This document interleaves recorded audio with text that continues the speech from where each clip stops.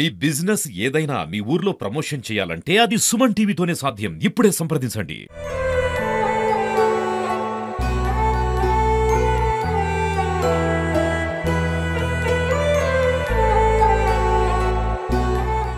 నమస్కారం అండి. ఏమవుతాడు?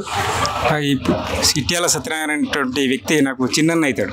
మా అన్నయ్య, మేము ముగ్గురు అన్నదమ్ములము. నేను చిన్నవాడిని, మా అన్నయ్య పెద్ద అన్నయ్య శంకర్, రెండో అన్నయ్య సత్యనారాయణ.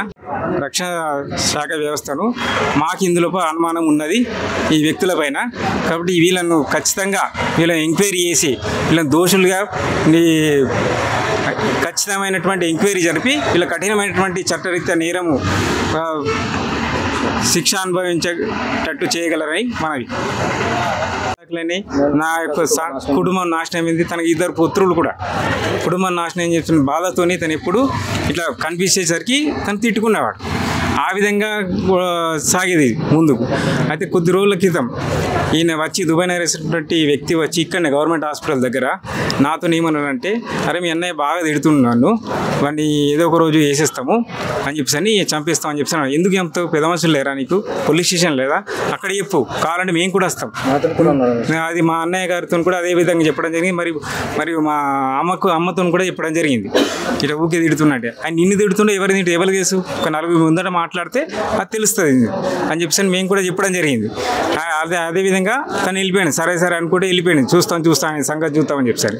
ఈ మధ్య ఈ తనపైన దాడి జరిగేటటువంటి కంటే ఒక 3-4 రోజుల ముందటి నుండి తనను ఫాలో కావడం జరుగుతున్నాడు.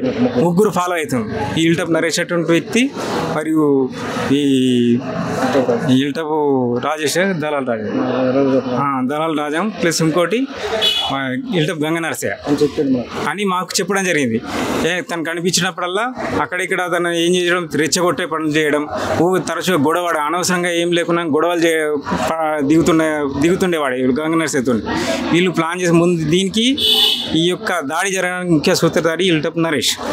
తను ఎప్పటి నుండే చెప్తుంది కాబట్టి అదే తరచుగా గొడవ జరిగి ఈ విధంగా గొడవ జరుగుతుందని చెప్పని ఈ ఇట్యాల సత్యనారాయణ అనేటటువంటి వ్యక్తి ఈ ఇల్టప్ గంగా నరసయ్య అనేటటువంటి ఆ యొక్క వాళ్ళ ఇంటికి వెళ్ళి వాళ్ళ భార్యతో అత్తమ్మతో, మీ అల్లుడు నాతోని తరచుగా గొడవ పడుతుండు, నాతో గొడవకు పడొద్దని చెప్పు, గొడవకు రాకద్దని చెప్పు, అనవసరం గొడవకు వస్తుందని చెప్పని వాళ్ళకి చెప్పి రావడం జరిగింది. చెప్పి రావడంతో వాళ్ళ సంఘంకు రావడం జరిగింది. దాని ద్వారా వాళ్ళు కసి పెంచుకొని మళ్ళీ ఆ రోజు ఉదయం పూట ఏం జరిగిందంటే, వీళ్ళు ముగ్గురు కూడా వైన్స్ దగ్గర మందు తీసుకొని వెళ్ళి తను రెచ్చగొట్టేటటువంటి విధంగా మాట్లాడి అక్కడ ఉండి వాళ్ళు వెళ్ళడం జరిగింది. అట్లా ఇలా మధ్యాహ్నం సమయంలో దాదాపు 4 గంటల సమయం లోపల వీళ్ళు సంఘం కాడికి వెళ్తే వీళ్ళు మరి ఎలాంటి పథకం రచించిందో తెలియదు.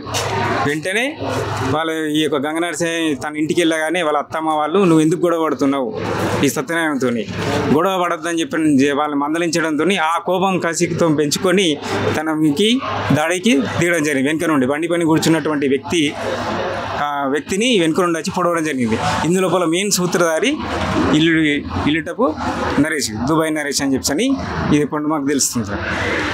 వ్యక్తి మా సత్యనారాయణ, మా అన్నయ్య, చిన్న అన్నయ్య అన్నట్టు. ఇది జరగడానికి కారణం ఏంటంటే, మొదటి నుండి తన ఆల్రెడీ భార్య తరపున గొడవలు జరిగినాయి. ఎందుకంటే ఒక ఇల్టప్ నరేష్ అనేటటువంటి వ్యక్తి ఆ యొక్క కుటుంబంలో లావాదేవీలు కానీ, తన భార్యని బయటకి ఎక్కించకపోవడం కానీ, తన అత్తమ్మని ఎక్కించకపోవడం కానీ ఈ విధంగా చేసేవాడు. తను ఇంటికి రావద్దని చెప్పేసి సత్యనారాయణ ఎన్నిసార్లు చెప్పినా కానీ కూడా వాళ్ళు వినకపోయేది. మళ్ళీ అదే విధంగా కంటిన్యూషన్ జరిగేది అన్నట్టు.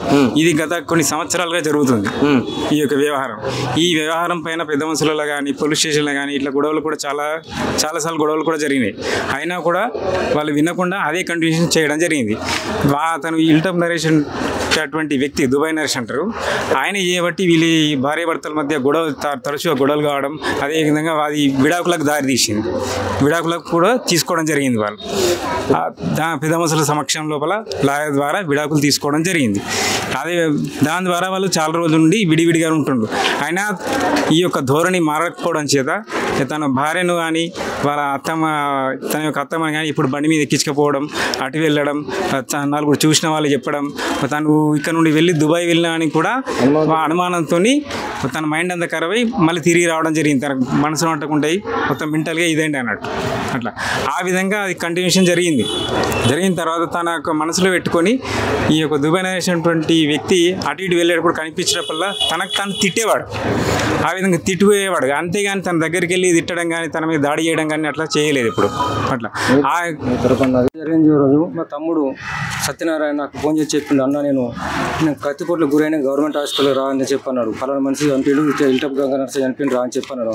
అంత లోపల వచ్చినా మేము అంబులెన్స్ తీసుకుని మేము వాళ్ళు జైచల్ వెళ్ళినాము. అక్కడ నుంచి కరీంనగర్ షిఫ్ట్ రాగా మార్గ మధ్యలో చెప్పిండు, ఎవరు వేసిల్లు అటాక్ ఎవరు వేసిల్లు అంటే ఇల్టప్ గంగా నర్సయ్య వేసిండు.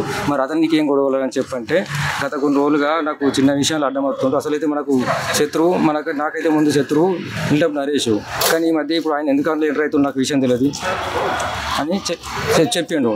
అయితే ఈ విషయం కూడా వాళ్ళ ఇంటికి ఇల్టప్ గవర్నర్స్ ఇంటికి వచ్చి చెప్పిండట, నువ్వు ఆయన నీ భర్త అనవసరం నా దగ్గరికి వచ్చి గొడవ పడుతుండు, ఈ మళ్ళీ సార్ ఎప్పుడు రాకుండా అర్థం చెప్పలేకుంటే నేను సీరియస్ ఉంటానని చెప్పిండట. ఈయన ఏమన్నా ఏది ఉంటే నాతో మాట్లాడి ఇంటికి ఎందుకు వెళ్ళామని చెప్పని ఇతను గొడవ పడి డైరెక్ట్ వచ్చి అటాక్ చేసిండట. కాకపోతే నాకు విషయం ఏం చెప్పిండ, అటాక్ జరిగిన రోజు వైన్స్ దగ్గర మా తమ్ముడు వైన్స్ దగ్గరే మందు ఉంటున్నట. అదే టైంలో ఇల్టప్ రాజేష్ గంగా నరేష్ అయిన వాళ్ళు మందు తీసుకున్నారట. వీళ్ళు ఎక్కడ పోతున్నా ఎంక్వైరీ చేసేసరికి ఇల్టప్ నరేష్ ఇంట్లో ఆగి తర్వాత ఆ రోజు కూడా చూపెడికి ఇది నేను సంఘం దగ్గరికి వెళ్ళి అదే టైంలో అటాక్ జరిగిందని చెప్పన్నారు.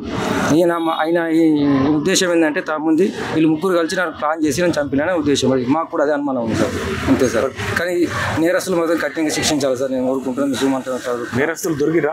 నేరస్తులు ఒక్కైనా రిమాండ్ సార్, ఒక రిమాండ్ ఉన్నారు. ఇంకిద్దరికి అనుమానం మాత్రం ఉంది. వాళ్ళకి పోలీసులకు చెప్పిన వాళ్ళ పేర్లు కూడా ఎంట్రీ చేయమని చెప్పిన తమ్ముడు చెప్పిన సార్. వాయిస్ రికార్డు కూడా వాళ్ళకి పెట్టినాను.